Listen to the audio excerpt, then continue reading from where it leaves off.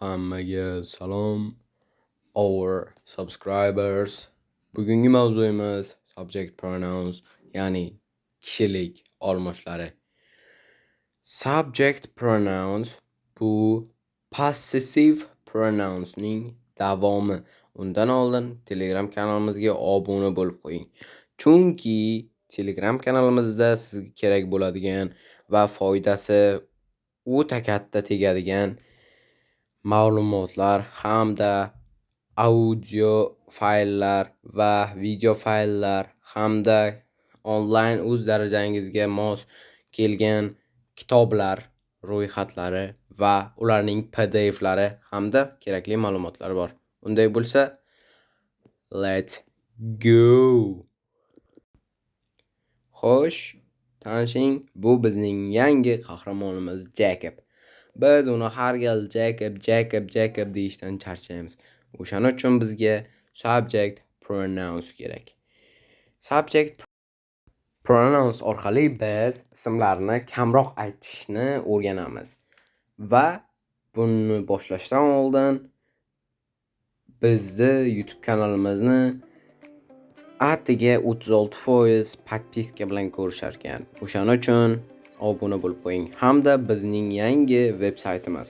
Bu veb-saytda siz xohlagan video darsliklarni qidirib ko'rishingiz mumkin. Bu yerda YouTube'dan qaysi videoyimni to'g'ridan-to'g'ri shunchaki qidirib topasiz.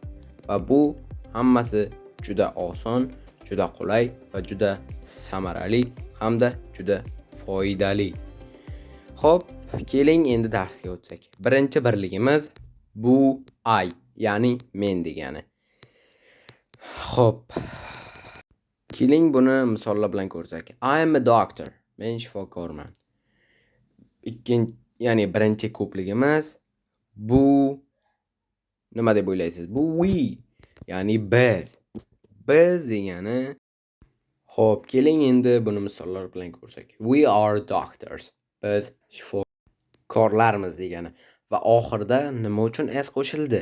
Bu plural nouns, ya'ni ko'plik otlari desak ham bo'ladi menimcha.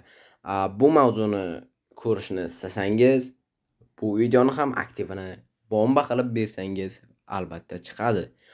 Ikkinchi birligimiz bu you, sen, sizlar. You are my friend. Sen mening do'stimsan desak. Ikkinchi ko'pligimiz bu sizlar, ya'ni siz yoki sizlar. Keling buni misollar bilan ko'rsak. You are my friend.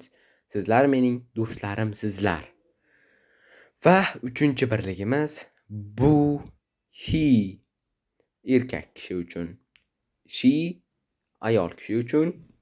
It, narsa va jonli narsalar uchun. Do'stlar, ko'rib turganingizdek, ingliz tilida o'g'il bolalar va qizlar uchun alohida u bor. O'zbek tilida esa shunchaki hamma uchun u. Endi uchinchi shaklning ko'pligi haqida gaplashsak. Bu they, ya'ni ular degani. Keling buni ham misollar bilan ko'rib chiqsak. They are very strong. Ular juda kuchlidir. Shunday qilib, bugungi mavzuyimiz tugadi.